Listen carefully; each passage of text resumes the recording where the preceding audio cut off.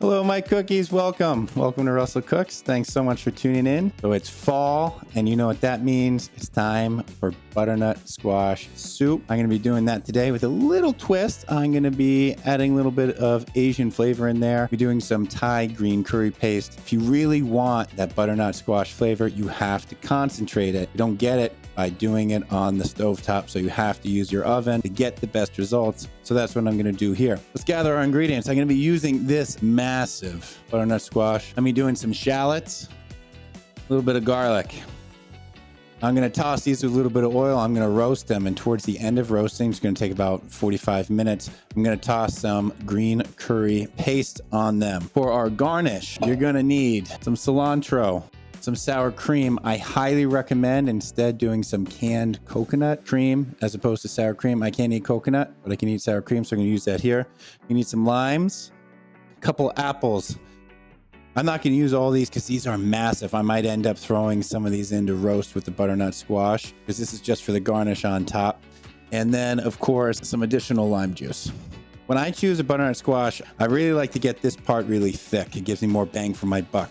If this one's big and I got a skinny neck, I don't like that. So we're going to start here. I like wearing gloves. First things first, start with the butternut squash. I'm going to cut it in about 1/2-inch pieces. I might not use this whole thing. 3.5, 4 pounds maximum. I think this guy's over 5. So I'm just going to use the neck here, and I'm just going to peel it with my knife. I prefer using a knife over a peeler because you really want to get not just the skin, but also all the little green lines around the edge. So I'm going to get rid of a little bit of seed here. And let's cut this up 1/2-inch pieces. You want it small, you want it to roast relatively quickly.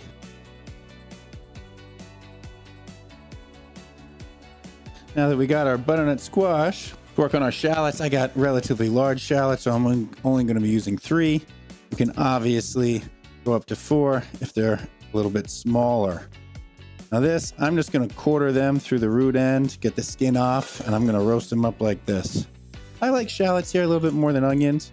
But you can absolutely use onions here if you like.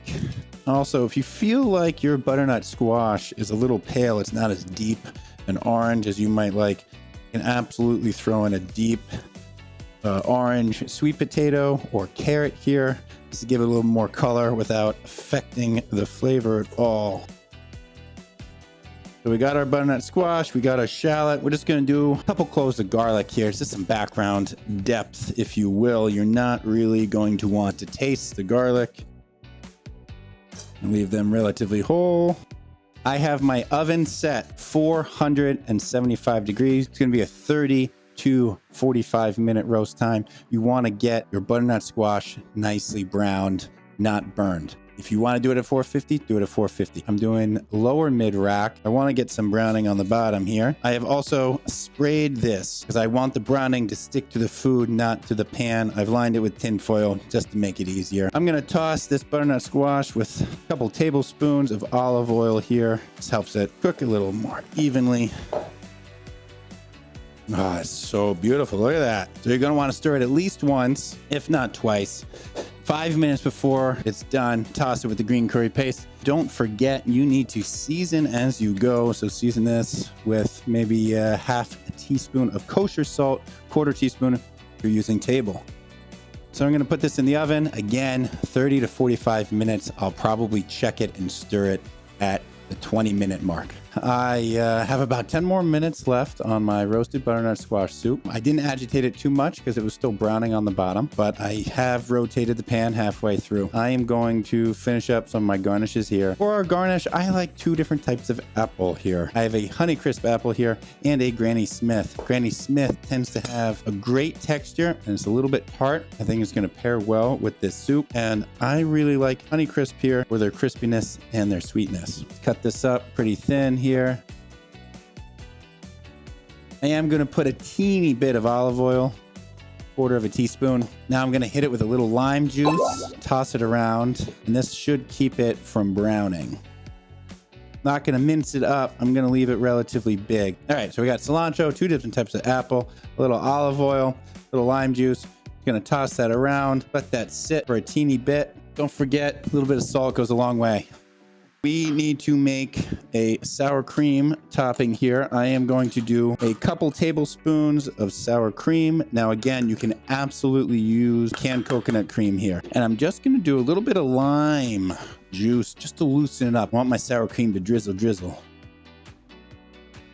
It's not loose enough. I'm going to add a little bit more.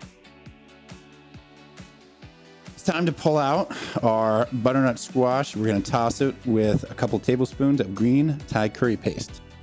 All right, we got some good roasty toastiness here. Let's take a look. Most of it is on the bottom, touching the pan. Not as much as I'd like. Could leave it in for a little bit longer, but we've really concentrated the flavor here. This is the type of brownie you really want, and we did get a good amount of it. I am going to toss it with the Thai green curry paste, and we're going to throw it back in. So I'm going to put 2 tablespoons of green Thai curry paste. I'm going to toss my butternut squash soup around. I'm going to throw it back in for about 5 minutes. I love green Thai curry paste. It's got a lot of good flavor. You got galangal, which is ginger's cousin, if you will. You got some lemongrass. And then you got, I don't know how to pronounce it, makruk, lime leaves.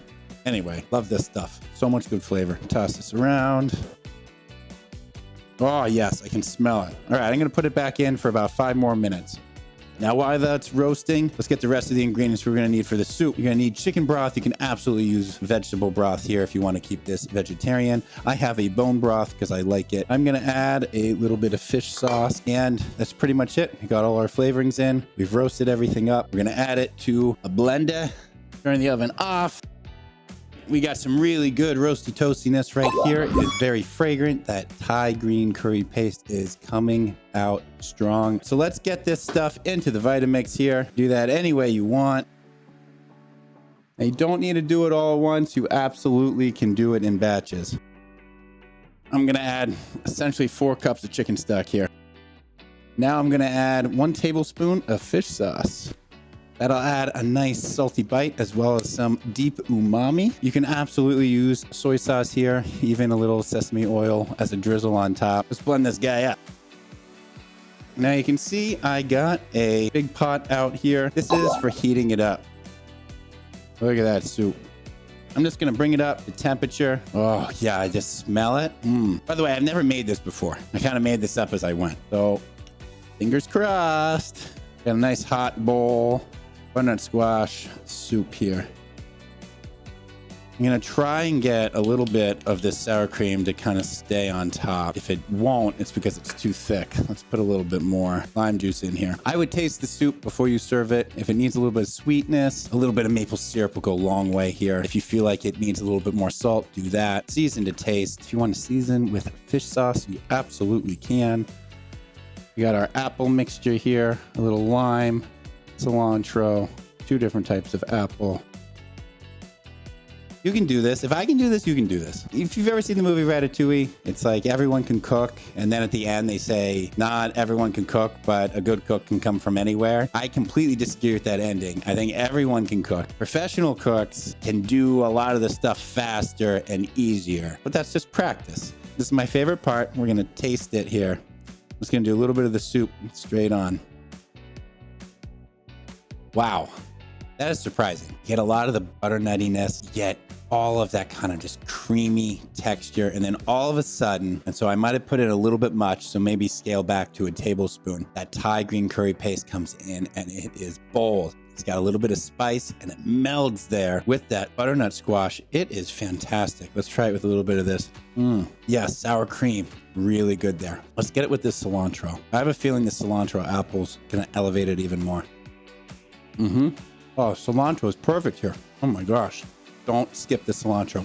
Super herby. You know, this is completely different than the classic pumpkin spiced butternut squash that you're used to. I don't want to compare. I don't want to say I like regular butternut squash soup better. I think for a cold winter day, if you're craving just a regular one, go for it. This is definitely more, you know, Thai style kind of vegetable green curry soup. It's delicious. I don't think it needs any more sweetness. I think it is perfect the way it is. I'm glad I tried it. Something new. It's different. I love it. Thanks everyone for tuning in. Really appreciate it. Don't forget to follow me on Twitter, follow me on Twitch, follow me on YouTube. I'm also on TikTok and Instagram. The links are below. Thanks again. I'll see you next time.